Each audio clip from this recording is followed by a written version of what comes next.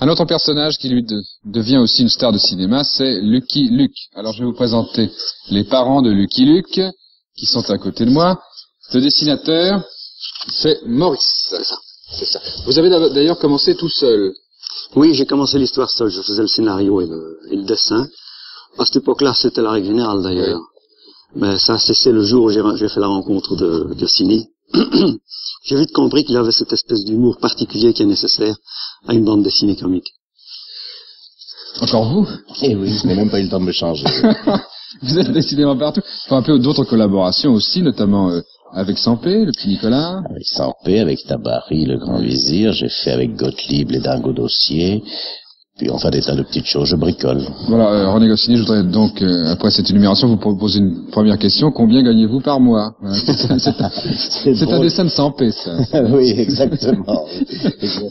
Bien, les enfants, Lucky Luke, bien sûr, vous connaissez. Alors, des questions sur Lucky Luke, mademoiselle. Vous êtes venu l'idée de créer Lucky Luke?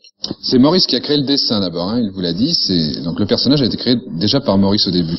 Vous avez pris l'affaire en route. Alors on peut peut-être poser la question à Maurice. C'est quoi? C'est l'amour du cinéma, l'amour du western? Il y a un peu de ça. J'adorais les westerns. Je me les tapais tous et tout ça. Et aussi le fait que c'était un sujet international qui m'intéressait. Commercialement, c'est valable. J'aurais pu très bien prendre je sais pas moi, un pirate ou un mousquetaire ou un samouraï, mais j'avais un faible pour les cow-boys à ce moment-là. Le cow-boy, tout le monde connaît. Oui, c'est international, c'est valable partout. Est-ce que ce calcul a porté des fruits? C'est-à-dire que est-ce que Lucky Luke est maintenant sorti dans le monde entier en album, traduit en chinois ou en... À part quelques pays comme les États-Unis où c'est très difficile, mais en général il a fait le tour du monde. On ne peut pas battre les Américains sur leur propre terre. Hein. Oui, ils ont un complexe de supériorité là-dedans. Oui, c'est une déclaration audacieuse dont mon ami a le secret, parce qu'en ce moment il est question justement que ça paraisse aux États-Unis. Oui. Et le film, notamment, va être distribué aux États-Unis et probablement les albums seront édités là-bas également. D'autres questions, les enfants? Lucky Luke pourrait vivre sans gangster. Est-ce que Lucky Luke pourrait vivre sans gangster? Bah, il a les siens bien à lui. Hein. Sans bandits, ce n'était pas encore des gangsters. Oh non, c'est-à-dire, je crois que pour qu'une aventure soit intéressante, il faut qu'il y ait des adversaires. Or, les adversaires sont des bandits. Des bandits ou des gens un peu étranges, pas nécessairement des bandits, mais il faut toujours qu'il y ait un opposant, sinon il ne se passe rien. Oui? Combien de Lucky Luke sortez-vous en une année? Combien de Lucky Luke sortez-vous? Tu veux dire d'histoire d'album complet? Histoire complète.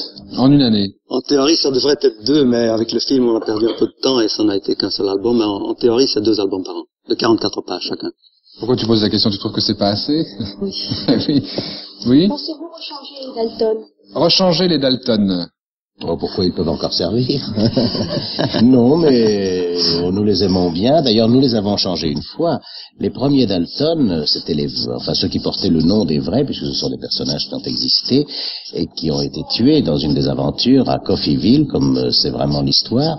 Et ceux qui sont là maintenant, ce sont leurs cousins, qui s'appellent donc Joe, William, Jack et Avril. Oui, parce que vous aussi, même sur le plan dessin, aussi bien sur le plan histoire que sur le plan dessin, vous inspirez fortement de la réalité. Parce que je crois que vous êtes très fortement documenté sur l'histoire du Far West. J'ai une assez bonne documentation, mais je crois qu'il ne faut pas être esclave de cela, surtout pas en bande comique. C'est plus important dans une bande réaliste. Mais il faut s'en inspirer, c'est sûr. Bien, alors nous allons voir maintenant un extrait de Lucky Luke au cinéma.